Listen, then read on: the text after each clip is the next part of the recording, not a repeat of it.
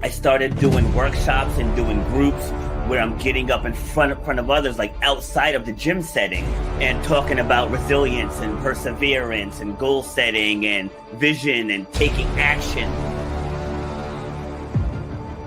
You should know what 1 hour of your time is worth. You should know the value that you bring to the marketplace. You know what your passion is.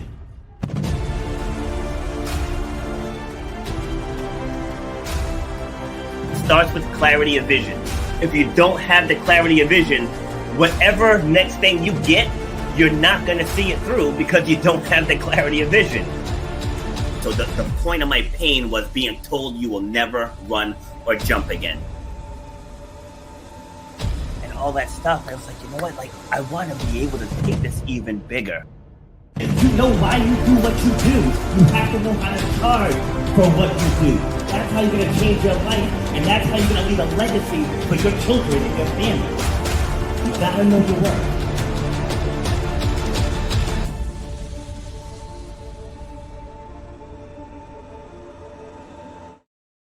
Happy Monday, ladies and gentlemen. This is Rob, and I'm back with episode number 350. Who would have thought when I first started this? Of Shut Up and Grind. We were all about overcoming obstacles, defying the odds, and inspiring you to break through whatever is stopping you from getting the success that you want in this lifetime. So the book is out. It's on shelves on Amazon, and it's a how-to guide. People ask me all the time, like, how do you do this? How do you find the time for this? How do you find the energy for that? This is your answer. Okay, it's $20.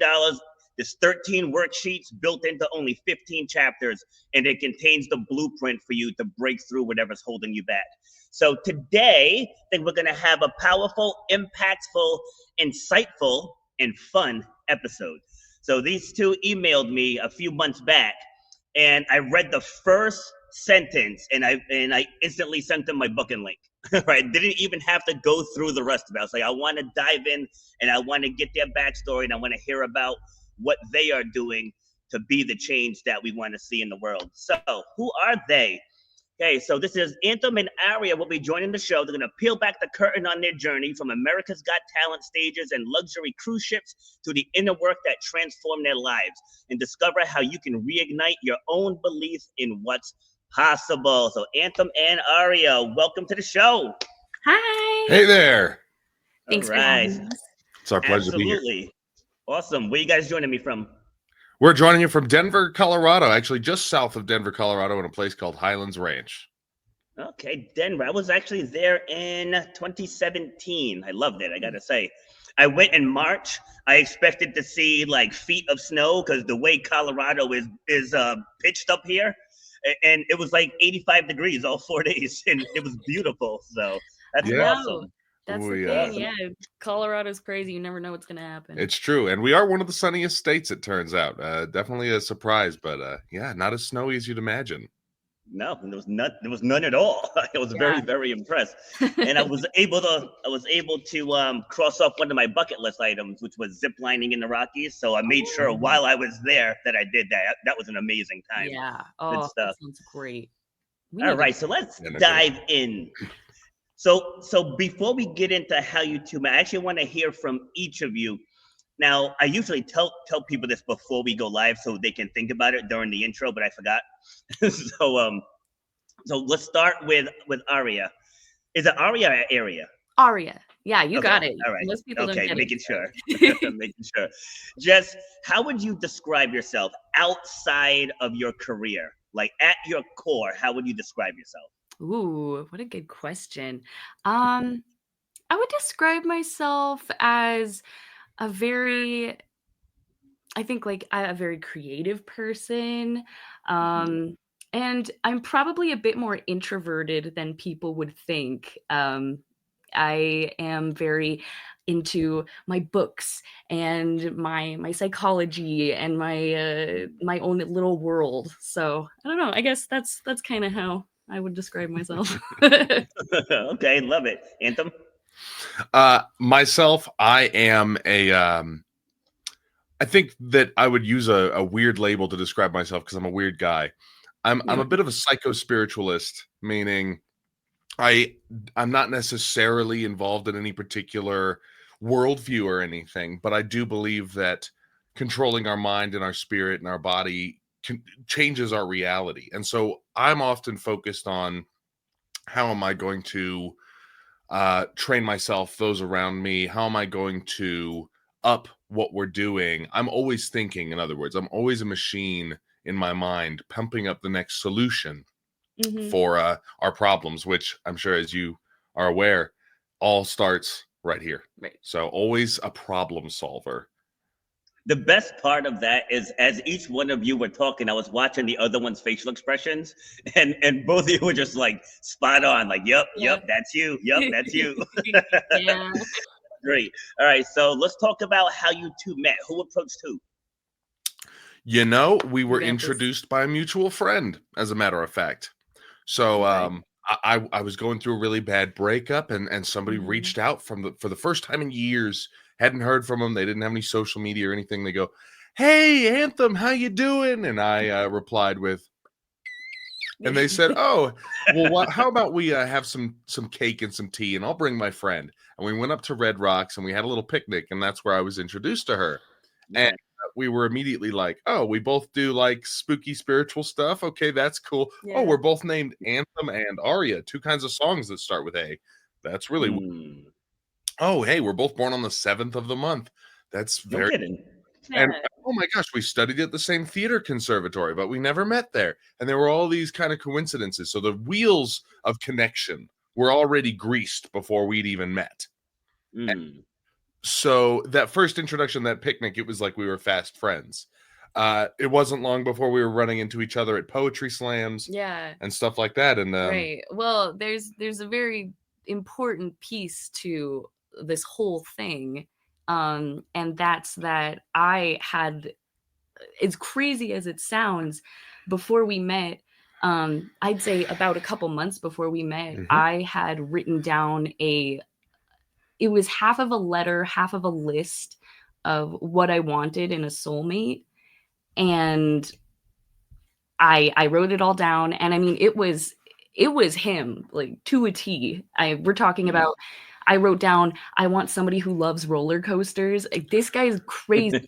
I've ridden 100 roller coasters all around the world. Right. I love roller coasters too. Yes. Okay.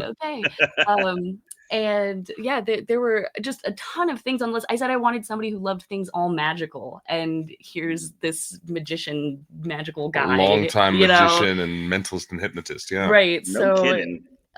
So that was a really big piece of the puzzle of me really deciding what I was looking for, and then the puzzle pieces just coming together. You can only imagine how surprised I was when I opened this letter. Yeah, and it described me so perfectly. I'm like, wow. Okay, she's got to be a stalker or something, right? But no, she wasn't. It turns out she was just, it was that Occam's razor of cutting out everything you don't want, figuring out what you do want. Well, when that happens, that becomes extremely clear.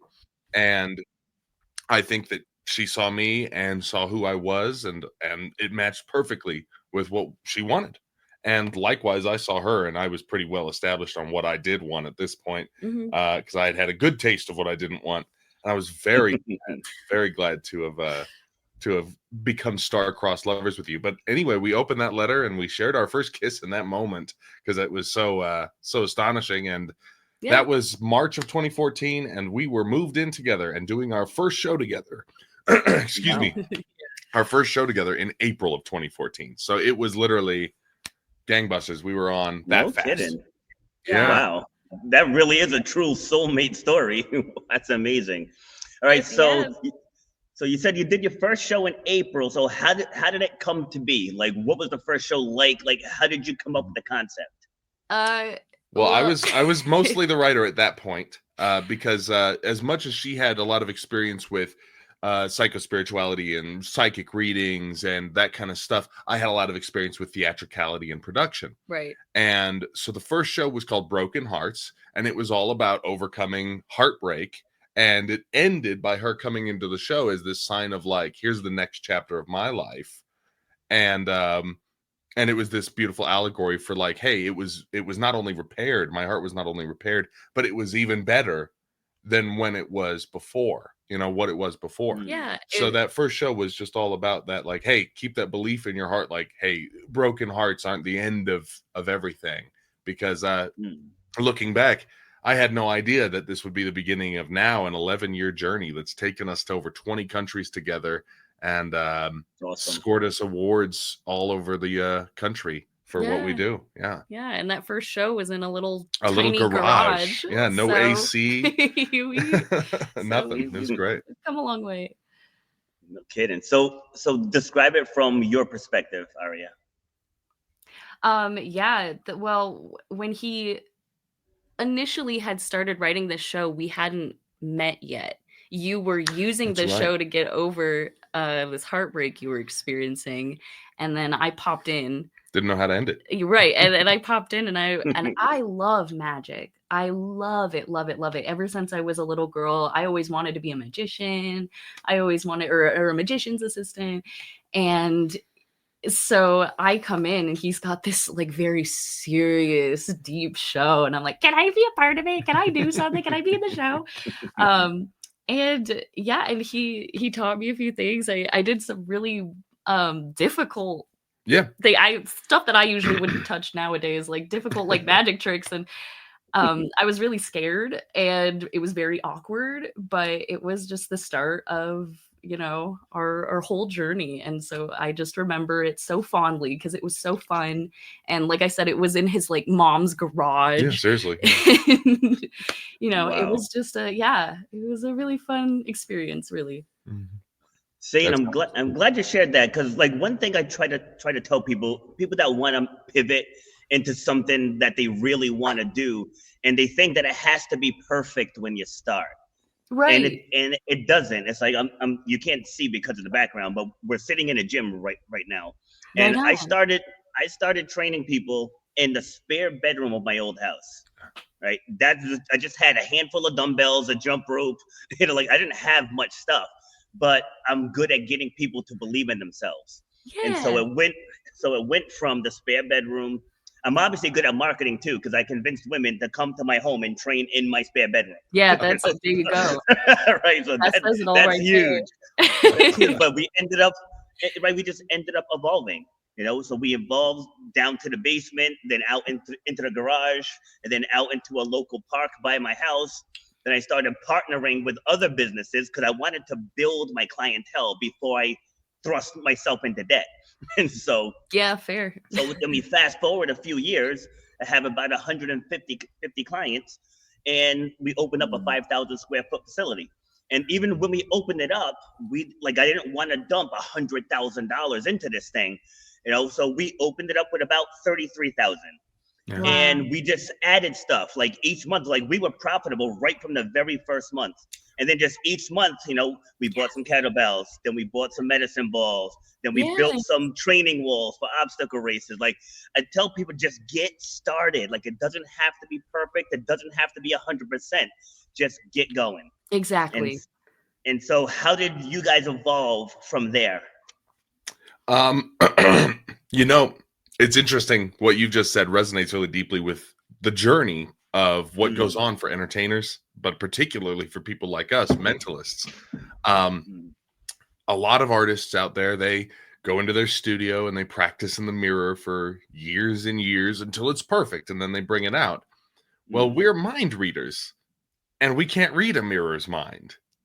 So for us, it was literally going out there and putting ourselves out on some kind of wild stages and some places where maybe we weren't quite ready for, but we were willing to take that risk. Oh yeah. Oh, we did. We embarrassed ourselves 1,000 times. I think we continue to embarrass ourselves, but it hasn't stopped us yet. So exactly. So yeah, for us it was. Go ahead. Yeah, I'll tell you kind of how that all went. I was working after we met and we'd done our first show together. I had to go work on a cruise ship for months and months. Mm-hmm. And I was sending her videos and she was sending videos back where we would practice digitally. We wouldn't even see each other, right? For months and months. I was out at sea. So anytime I landed in Miami, I would have all these videos that I had shot in the theater at midnight when it was empty of me practicing. and then she would practice along with it, and she'd send me video. And by the time I finally got back home after all that, we had a whole act put together. Something, yeah. And so it went from that first show where she was the grand finale to a whole show of us together. We started doing more shows in small bars and venues. We had a place called Syntax Physic Opera that we worked at for years. Yeah. And then corporate events, small corporate parties, and a lot of middle schools and high schools and proms and after proms. All these, small little steps in our event business. And kind of similarly, every time we would build it on bigger. We would find the next big routine or prop or piece of tech that we needed to take the show to the next level. And eventually we had something really good going, and we decided to break into the college market. Yes. Around that time, this is, where campus activity boards would bring on a speaker or a talk or an entertainer to come and engage the students. Well, we start doing this. And, oh, man, things are turning around. It's super successful. We start winning all these awards for Best Variety Show and Best Family Show. And then America's Got Talent reaches out. And we're like, this is it. This is our big break. But they want something very different from us. They want us to do singing magic, which is something from our past. Like, we did a little bit of that in the past, but it wasn't our main focus. But that's what they wanted. They found a video of you singing and doing magic on YouTube. Right. And... yeah, and basically you were like, oh, but I have this partner and she can sing and we can do a thing. And so we go on to the show, and we didn't really, we had a lot of challenges up to the show, and they kept changing things, and it was very challenging. And we get there to the final moment, and we are told it's March 13th, 2020. There's a pandemic on now, all of a sudden. I'd been so focused on what I was doing, I hadn't even heard about it. And 4,000 people have been turned away. Heidi Klum's got COVID. It's going to be you and the 3 judges and 1 guest judge. Yeah. Terrifying. Wow. And the vibe was very strange, and everybody was in a really bad mood. And we didn't do very well on the show. No. We got 3 buzzers, and we weren't passed through. And that's fine. I wouldn't have wanted to be on this season. It was a terrible season of the show. No audience. Yeah, it would have been very challenging. Very strange season. So we go home, and all of our gigs are falling through. It's very discouraging. And what we had to do was transfer ourselves to the virtual world, kind of doing what we're doing here, literally going over Zoom and doing magic shows. We were one of the very first to jump on that train, because we had been talking about this for years to people, and nobody thought it was going to be a thing.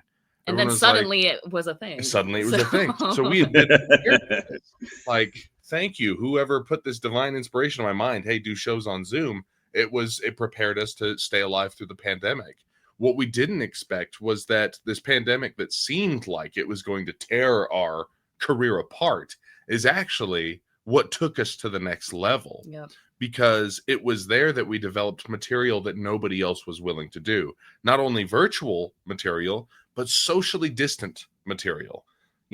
As a speaker, you don't necessarily, or a comedian even, right? They don't need a lot of interaction with the audience. Right. We need all interaction with the audience. Like I said, we can't read a mirror's mind, right? These are real life people.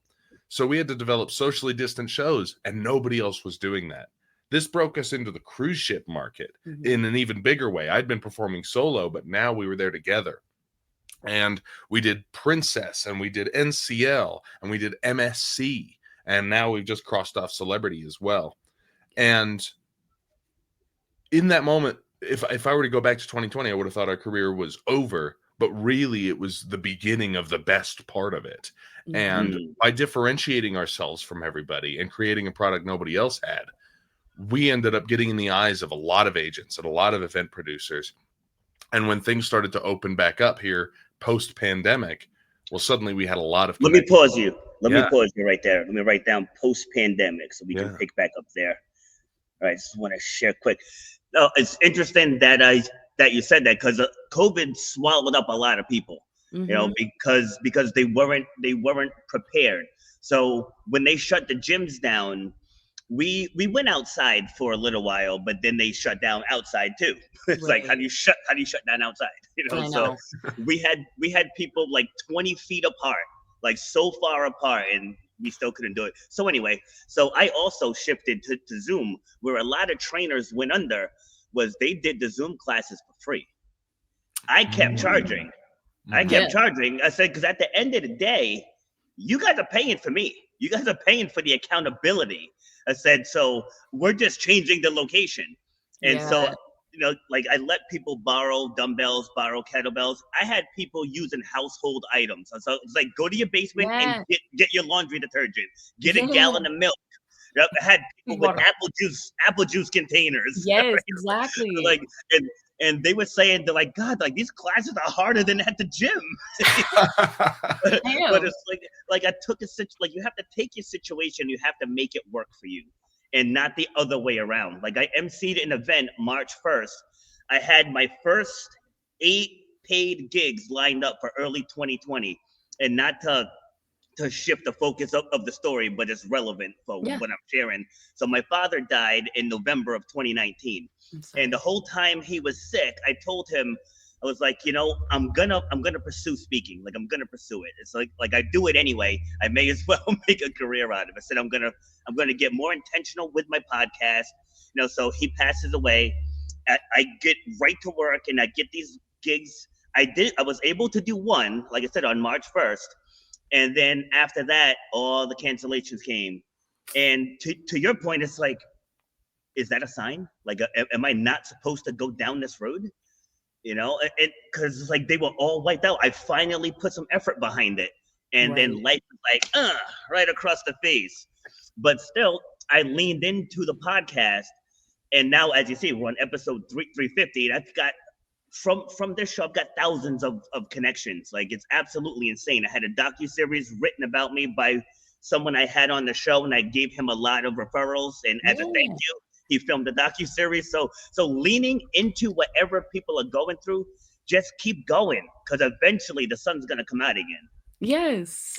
It's just a wall. Are you willing to climb it? Show the world you're willing to climb it. Mm-hmm. Absolutely. All right. So post-pandemic, let's pick it up from there. Yeah, post-pandemic, we end up signing with a couple new agents, and they bring us on massive campus activity tours. We tour all over the country. The cruise ship thing gets even bigger, and we hit a bunch more countries, and we start getting a little bit burnt out, frankly. We're working so hard. We're doing an incredible amount of shows. And we are starting now to realize, hey, maybe we want to get back into that corporate work that we were doing before the pandemic, because now that's not so virtual anymore. They're coming back in person, and they're coming back alive. And so as we start exploring that, a few crucial things change. The seriousness of the show melts away, and we start having fun. And we start becoming a comedy mentalist duo. There's a couple reasons for this. One, there isn't any other comedy mentalist duos in the world. Everybody else is serious. And there's seriously only like 5 of these acts in the world. But this is how we differentiated ourselves, was we became really funny. And what we realized was that people needed that right now more than the seriousness. Oh, yeah. When times are good, they're into the serious stuff. But when times are bad, people need relief, and they need comedy, and they need joy. So by changing that, we differentiated ourselves, but also delivered a product that actually got to the core issues of our event planners and these board committees, that really we need to engage these people. We need to get them back out of their rooms and Netflix, where they've been doom scrolling and depressed, and start connecting with the people around them again. So we started changing to a much sillier, funnier approach. Oh yeah, that was the first big change. And the other Quick one, question. I would, yes, yeah. Quick question: are you familiar with Jake Schwartz? Does that name ring a bell? Almost sounds familiar. I'm not sure. Sounds familiar, but I'm not. He's a magician. I've had him on the show. I think he's done 2 solo episodes, and he's been on 2 of my panels. He's a phenomenal guy. I wrote his name down. I'm going to connect you guys with him, because I think you guys would have a great conversation. But all right, go ahead, carry on. Great. That'd be awesome. Yeah, that was the first super big change, and the other one was starting to figure out how we're going to deliver the kind of value that isn't on stage, but behind the scenes. So we started getting really deep into customer care and how do we make the before the show even more amazing than the show at times? How do we get there and say, I've done a little bit of research on your company. Tell me, does this align with your needs, goals, and vision for this event? And what that really meant in the end, and I didn't understand it at the time when we started, but what I came to understand was that it's really about love. Not just love of yourself or what you're doing, but love for others. If, there's a lot of people out there probably feeling really nervous about something they've got to do in their world, whether it's, going out there and making cold calls or going to the gym or whatever it is. There's something that they feel they're not ready for, that they're scared of doing. Change the perspective of it and change it to a love forward approach. When you're sitting there dreading the phone call you're about to make, don't sit there going, how am I going to sell my show to them? How am I going to get them to sign up for this or that? Start with, I wonder how they're feeling today. I wonder how I can brighten their day today and spread some love. So by coming at my clients with love and changing ourselves to this funny comedic act, we blew up. And in the last year, like I said, we've toured everywhere at this point. Last year was our biggest year ever. And because of that, we were even awarded the 2025 Mentalist of the Year award, voted by a panel of event planners. And so that was a huge confirmation that post-pandemic, not focusing on the lack in our world, but focusing on the love and the surplus within us, which would be love and funniness and comedy. By bringing out the thing that we had plenty of, we ended up bringing plenty to ourselves. And post-pandemic, that was the most important thing, getting out of a lack-based mindset and getting into a love-based mindset. Yep. Nailed it. Like that, the lack-based mindset is the killer of dreams. I think it was Les Brown that said the graveyard is the richest place on earth. That's true. Because a lot of people, they take their hopes and dreams with them to the other side. So I'm writing down names like as I'm listening to you guys talk, because I have a lot of podcast friends, and one in particular, this woman Brooke, she has a show called Campus Chronicles, and since you guys do work with colleges, I think that's a natural fit. Oh, yes. So make sure we're connected on Facebook, like because that's the platform that I use the most. And I'll do what do you call it? An invite there for you guys. Yay! Yeah, and Brooke is awesome. She's a fabulous host, and this other woman, Amber, I'm gonna connect you with her as well. Yay! Amber Larkins. So write that down. Connections. Yes, absolutely. All right, so talk to me about mind reading, because there are people that think that it's not real. Right. So just how do you connect with those people or help them reframe it? That's a great question, and I want to clarify that a lot of mind reading really is taking your 5 senses and creating the illusion of a 6th. So, for instance, a lot of mentalists get, for instance, I have a friend right now who's training the CIA and getting his CIA clearance because he's teaching them the kind of tricks that mentalists use to know what somebody's thinking. Just by the way they move their eyes or the way that they put their hands in their pockets. So just through observation, you get 90% of the way there. You have to remember that most communication is nonverbal. Because, there's these words, but what about the inflection?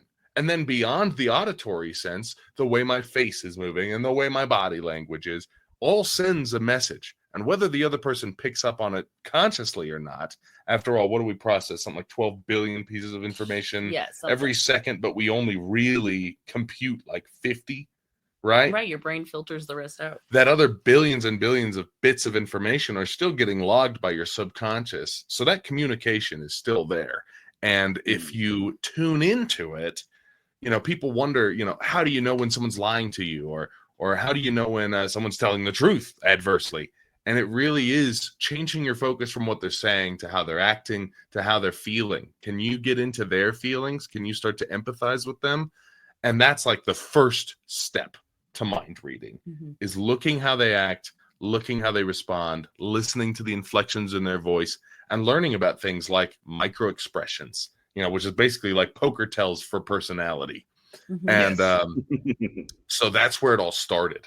But moving forward from that, you start to learn things about, for instance, if you have somebody think of something outside, right?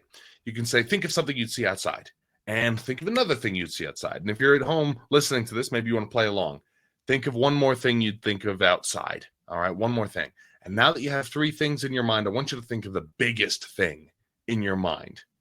Well, I'm going to say that was probably the tree, but you almost went for the house. Now, somebody at home is freaking out right now. And somebody else is saying nothing happened. And that's fine, because we're also playing with gambits and guessing. We're like the world's best guessers. And part of that also comes with controlling the path of conversation and controlling the presentation. So if you were to look at mentalism and mind reading, is it real? Sometimes it's that intuition. Sometimes it's that feeling like you know somebody more than you know them. And other times it is just pure skill and focus into the right direction that allows you to do the things that we do. Yeah. It's a lot like hypnosis. Some people don't think it's real, but it really is all about focus, care, and the mind. Yeah. It's it's sleight of mind, not sleight of hand. Yeah, exactly. I got a funny story to share. Remember, who was the X-rated hypnotist? What was his name? Yeah, there's a few. We've had maybe in Vegas. You might be thinking of Anthony. Can't remember his last name. Anthony. No, it was here in Rhode Island. I don't remember his name, but anyway, that's irrelevant. But so I went to see his show, and he had. I don't want to get too graphic, but he had lollipops, right? And he had 3 women come on stage to have a contest on consuming the lollipop. Yeah, right. You know where I'm going with that. Yeah. Okay. And as I'm watching this unfold, I'm like, there is no way that they're just doing that in front of all of these people. Right? I'm like, there is no way.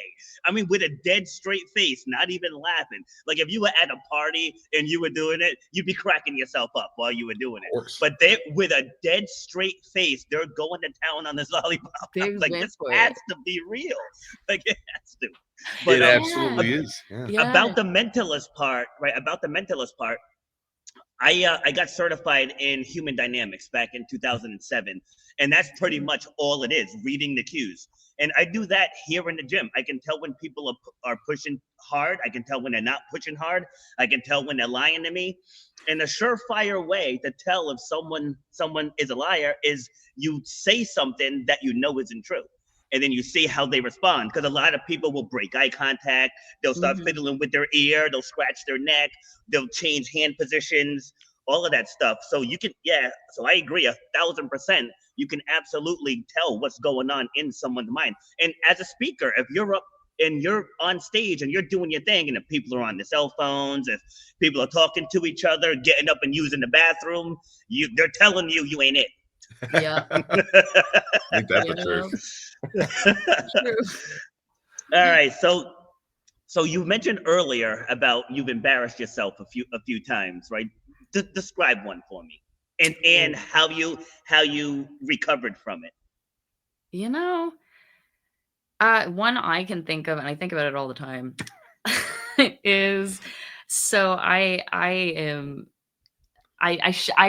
working on my math skills, and I decided at one point I was going to do a solo routine, and I was going to do this thing. It's called the magic square, and it's a math trick.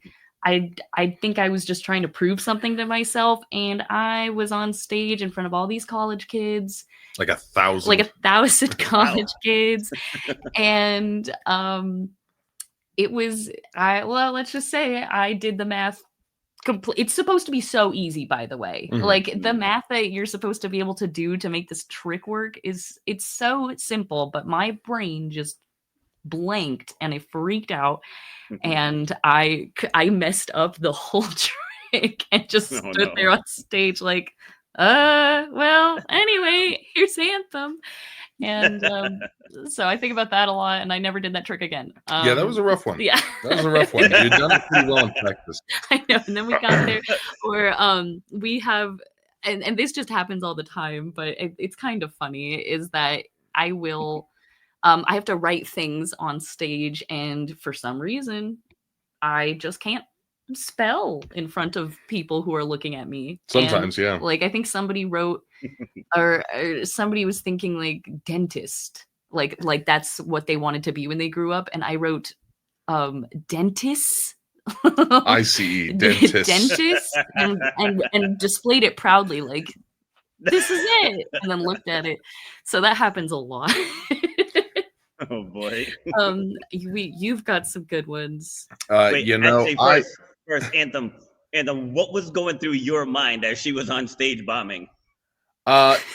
You know, I am lucky enough to have such good coping mechanisms that I was sitting there thinking, well, it happens to everybody. This is just going to make her a better performer. And I'm it just does. trying to like rationalize what I'm watching happen here. I know Yeah. what you're thinking. You're thinking, Like, oh, we can poor use this thing. somehow. This will be okay. He's thinking, oh, I have to save this whole show now. Mm. I'm on the way. You know, you just said something pretty profound there. You said we have to use this somehow. And when I'm working with people on overcoming whatever it is they're overcoming, I'm like, you got to revisit the moment and you have to use it. Like going back to my dad, like we had to end care for him, so we watched him die. You know, like, and that's something that I'll never ever unsee. You know, I'll never ever forget his last 30 seconds of life. But he left tons behind, like 45 years of memories he left behind. So yes, he's no longer here in the body, but you reframe it to a place of gratitude.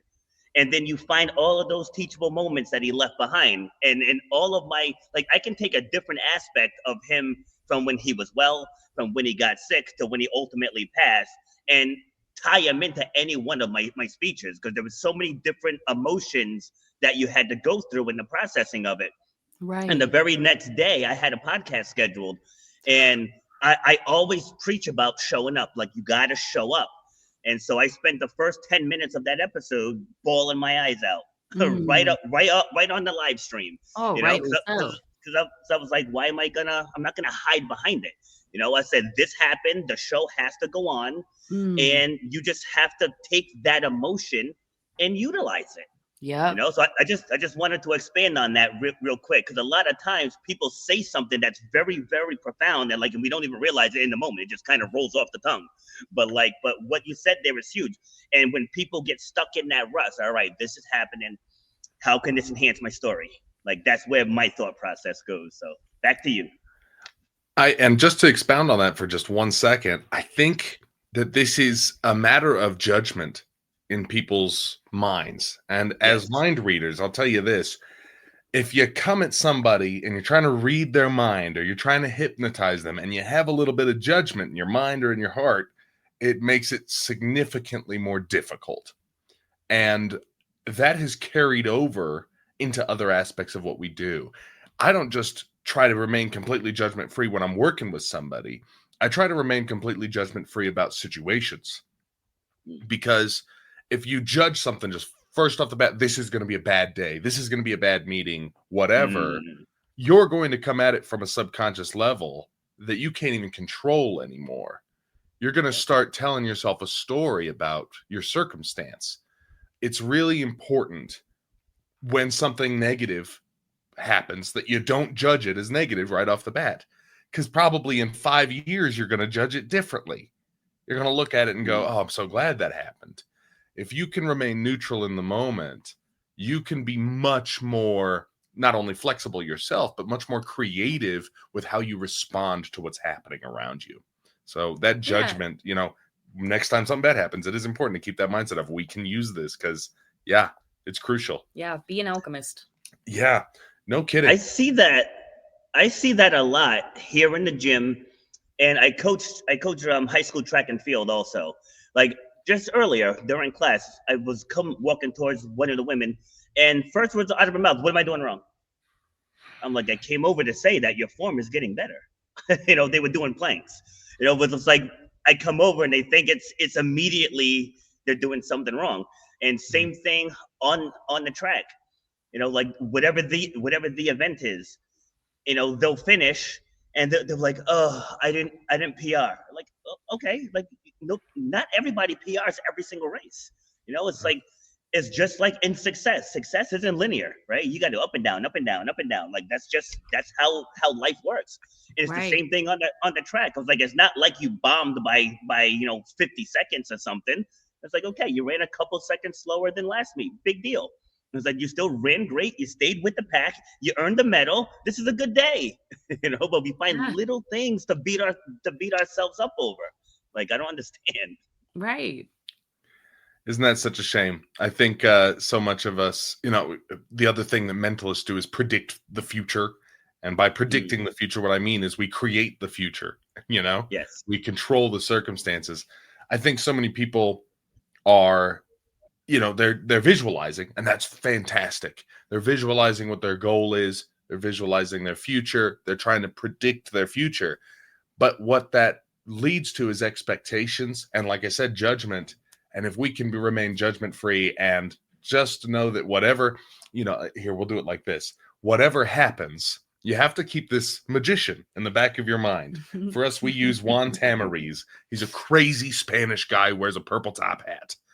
And no matter what happens, in the back of my mind, I have Juan Tamariz there going, yes, perfect. Yeah, da, da, da, da, da, da. You should Look him up. He's great. That's the kind of That's energy we awesome. need to keep going on for ourselves, because no matter what happens, we just need to yes and improv with it. Yes. Absolutely. Yeah. And like when people are going through trauma, I always remind them it didn't break you. It didn't break you. You are still here. So how, right? So there was a woman, like this is a kind of an extreme example, but this woman I was working with when it was either 20 or 21, she was college age.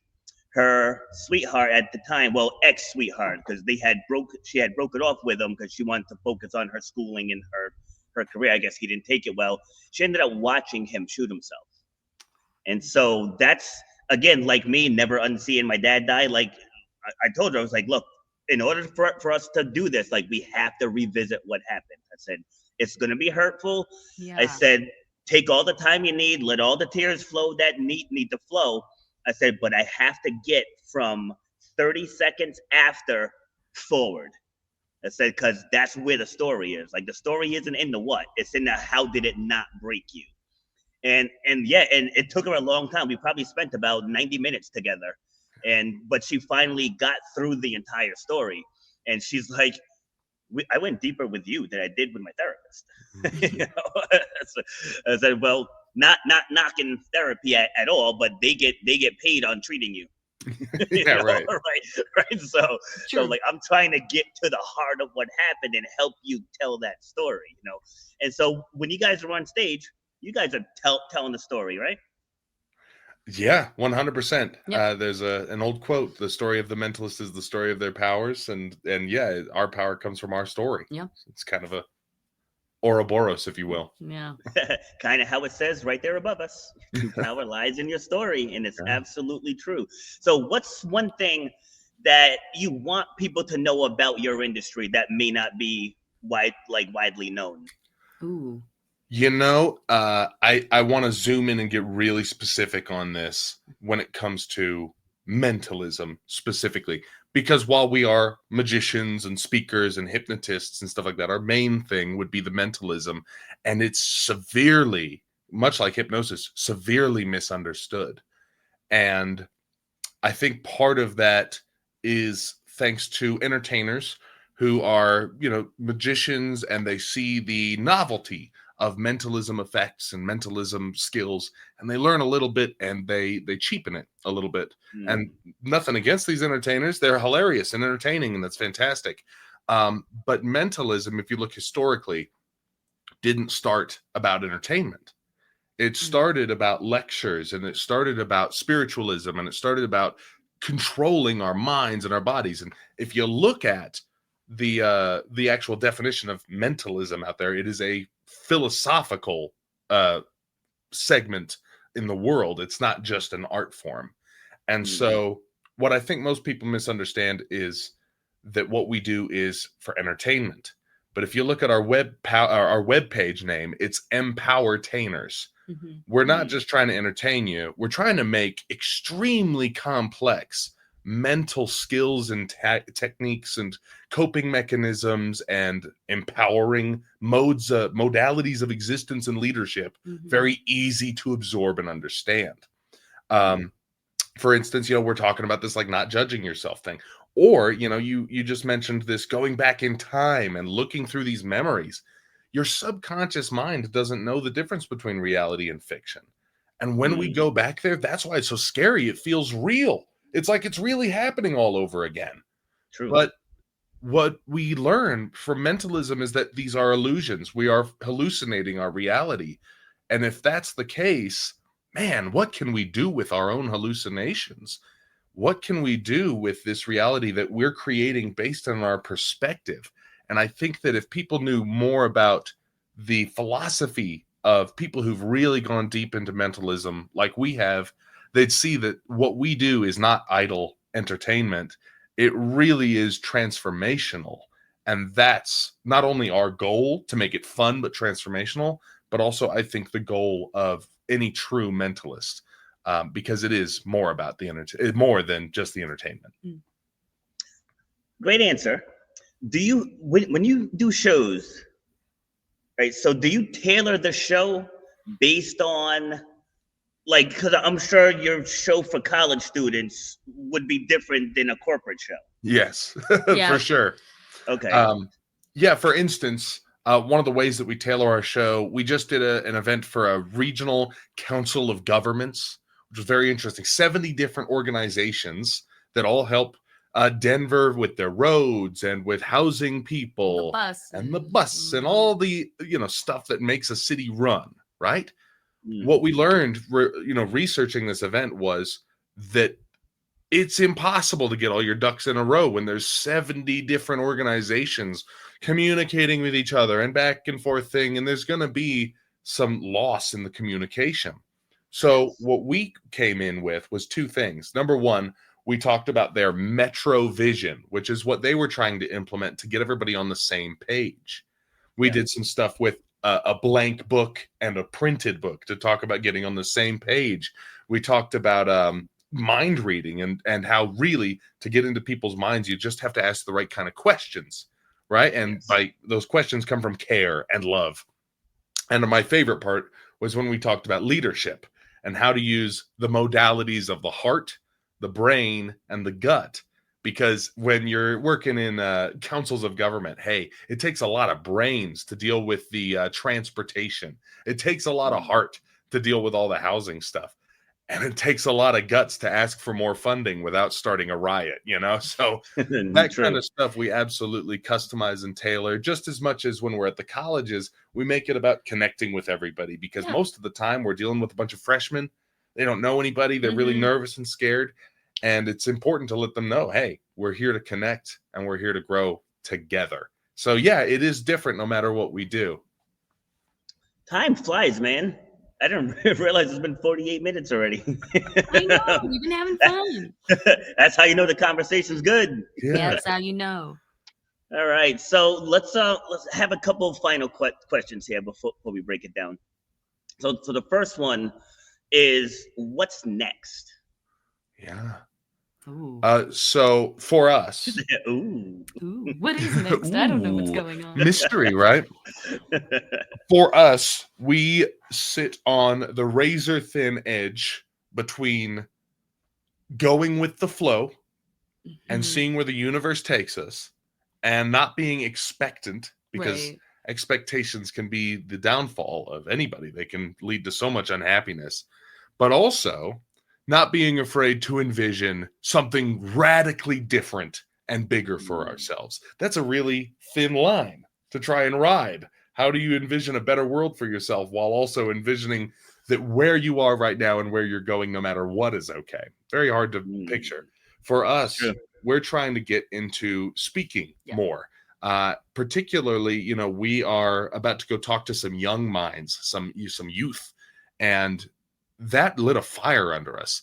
There was something about, you know, talking to corporate people and entertaining corporate people. That's fun and it pays well and everything.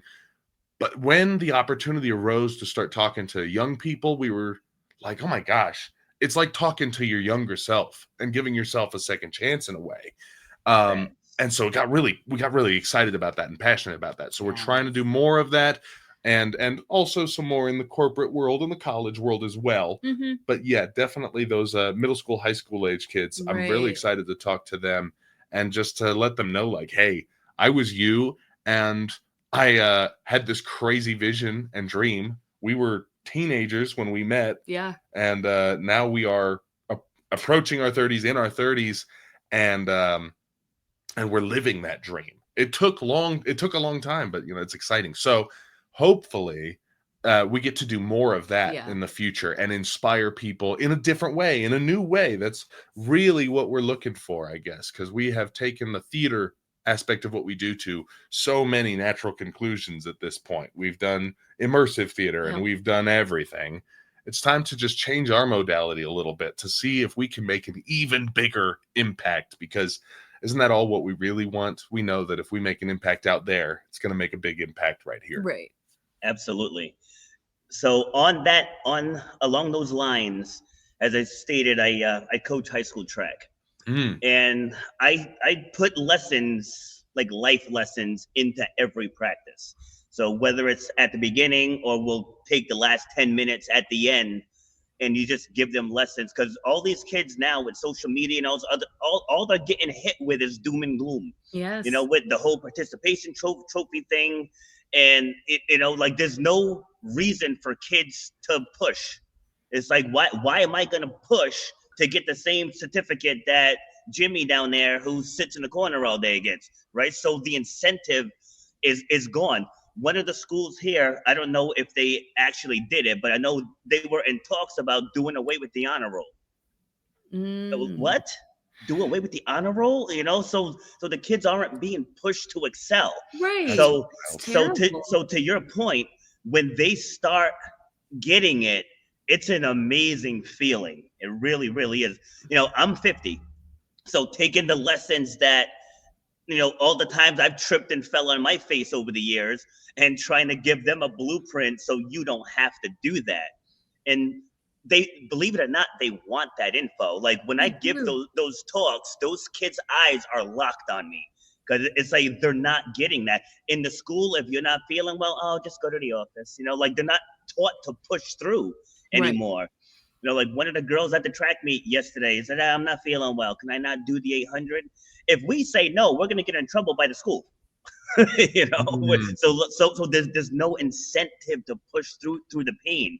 So if you guys pivoting in that direction, I think it's an absolutely fabulous idea, because with what you do and how you do it, I think it'll be very well received. Oh, thank you very much. Yeah. You bring up a very interesting aspect. As people who are working with a lot of colleges and stuff like that, there's some very interesting changes going on in higher education and otherwise. Big time. Yes. But when I hear what you're talking about, it points one specific thing out to me. We were at a conference recently, and we were watching the most amazing talk at a college campus talk, and the audience, a lot of them were laughing and not caring, and it broke my heart, because what they were talking about was extremely important. But when I really examined why that might be, and I asked around and I did my own research about this, there has been this push for caring not being cool. Apathy. Apathy is cool now, because if you care, that's it's stupid. cringy. It's cringy if you care. If you care, but if you don't care, that's cool. That's so foolish. It's horrible, right? It's very foolish. I think that what you're saying, when you go out there and their eyes lighten up, and they're there and they're present, is suddenly they feel that care, whether it's for what you say or whether it's for how it reflects on them and how they can care about themselves. It's something where they realize that, like, being cool doesn't even enter into it. It's it's so beyond what's really important. And I Right. think that we're seeing a slow shift away from apathy again, because we've seen where it's gotten us. And so hopefully that trajectory keeps going, because caring is the only way we're going to get out of any of this. Yeah, we can do an entire episode on what's happening in colleges. Like it's crazy. It's crazy. Oh, Like yeah. I spoke at a local university here a few years ago. I think this was right after, either it was right before or right after COVID, one of those. And it was a career fair. So there was about 160 students in there, juniors and seniors. And the American Cancer Society went first. And message good, delivery not so much, right? Like you're talking with teenagers, they have the attention span of a gnat as it is, so you have to make it entertaining. Yep. And it was just, you could see the kids are on their phones, the heads are down, side conversations. So I was with New England Donor Services because I donated a kidney to my sister back in 2011. Wow. So I was there. Thank you. So I was there representing them. So the woman that went first, and to her point, she had to do like the statistics and stuff, but she could have jazzed it up some. But it was like watching paint dry. It was awful. Yeah. And so I said to the director, I was like, watch this. And so I get up there, like you have to speak their language, right? So I get up there, I said, who here has ever wanted to be a superhero? And all the hands go up. Oh, like, who did you want to be? Who did you want to be? Why did you want to be that person? And now I have them engaged. I was like, becoming an organ donor, you can also become a superhero, because every organ donor can affect 50 lives. I was like, just think about that. I was like, then in this talk, if I get 20 of you to become an organ donor, in my tree, I've now affected 1,000 lives. Right. And they were just stuck on me the whole way. And I threw comedy in there, told a couple stories like about what happened with my sister and that whole process. And from that talk, the Cancer Society came over and said, we need to talk. Yeah. You know, so but it's like it's how you talk. The kids want the information, but you have to deliver in an entertaining way. Right. You know, I think that you judged the situation correctly as well. Yes. That's like we were talking about judging a situation. Yes. Those other speakers might have just been like, it's another day. Or they might have been like, oh, I hate talking to these college kids, these high school age kids. You know, oh, I'm just going to get through this. Rather than like remembering why they're doing it and saying, okay, my why, how do I deliver that why here? And that's the kind of care we're talking about. Yeah. Absolutely. All right, give us some final words. I would actually like final words from both of you. Yeah. Okay. You want to start? Final words. I think you should start, because I knew that was coming. I knew it. I was being polite. Ladies first. Yeah. I think when it comes to final words, first of all, thank you so much for having us. Yes. We love doing these. My pleasure. And second of all, if you're out there listening to this and you are feeling like when you look into your future, you are afraid, that is one, natural, and don't judge yourself or shame yourself for it. But two, change the way you feel about your fear. And I know that sounds way easier said than done, but it's just about the story you keep repeating to yourself. So instead of saying, I'm scared, which is physiologically almost identical to being excited, start telling yourself, oh, I must be excited. Or when you're sitting there backstage, ready to go on stage and you have performance anxiety and stage fright, reframe it. Oh, wait, hold on. No. I just have the exact amount of energy I'm going to need to rock this stage. This is just, I'm overflowing with the energy I'm going to need. Even if it doesn't feel necessarily true in that moment, remember what I said earlier about your mind not knowing the difference between fiction and reality. Your critical faculty is the only thing defining what's real and not. If you can bypass that by asking yourself questions, am I really afraid? Am I actually excited? You can overcome so much of these things. And it's the only way that you're going to shine in the way that you are envisioning yourself shining, by seeing the fear and using it as a compass and loving the fear and changing it from fear to excitement, from nervousness to the amount of energy you're going to need to overcome it. That's the only thing that's going to help you get the great giant in you to come out. So choose faith over fear every single time. Reframe it just by talking to yourself. Don't go to the outside, just go to the inside. That's give you everything you need. Yeah, very good. Okay, now I had time to really collect my thoughts. I would say, you know, for as many times as we have, like we were talking about, embarrassing ourselves and failing, there has been a little piece of gold in every single one of those times. Even if it was something so embarrassing, so cringy, I lie awake at night thinking about it.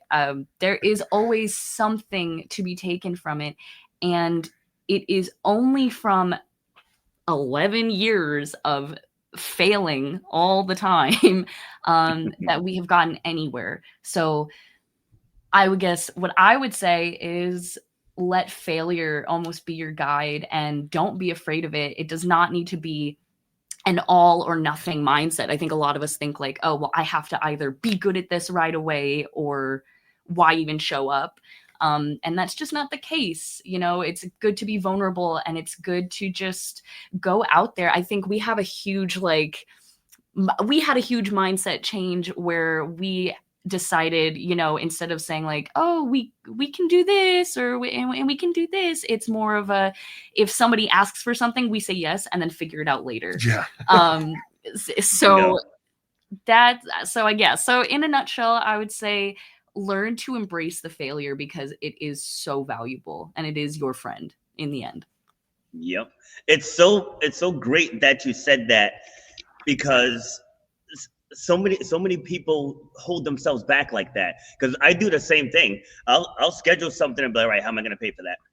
You know, like I do that same exact thing. But I always say, once you commit, doors open. It's like a lot of people stay stuck because they're in the middle. I always say there's problem and there's solution, or there's where you are now and there's opportunity, and people hang in the middle.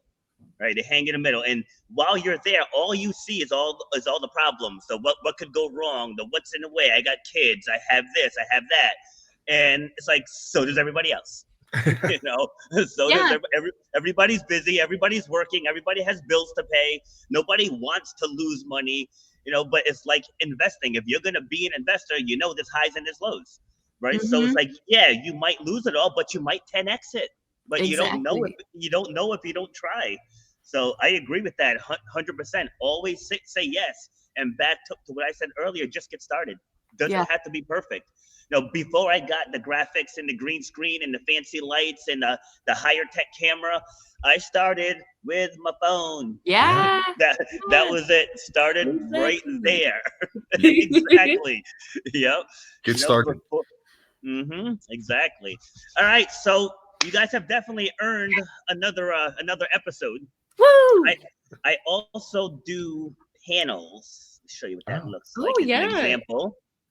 Right, so I do panels. So this one we did embracing vulnerability. So it was myself and 4 of my prior guests. Nice. And the beauty in the panels, because I usually invite 6, and sometimes all 6 do come. And so there's 7 of us, and I pick one topic, and we just round table that one topic for an hour and 15 minutes. That's awesome. And the different perspectives is huge, because like a big takeaway that I want people to get from all the shows that I do is that there's not only one way to do something.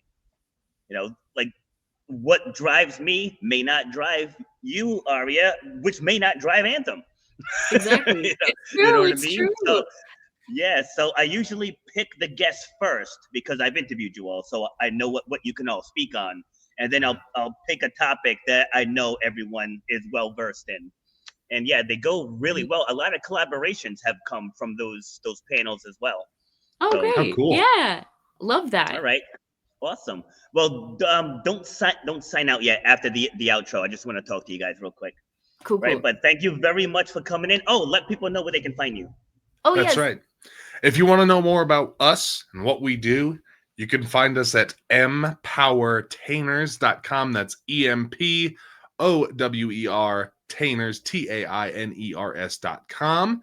I'll show you a little bit of what we do in our world. And if you happen to be passing through the Rocky Mountains, do come and see us at our show, The Psychic Speakeasy, which runs most Fridays at different venues all around town. And they're in real speakeasies. And they're in real speakeasies.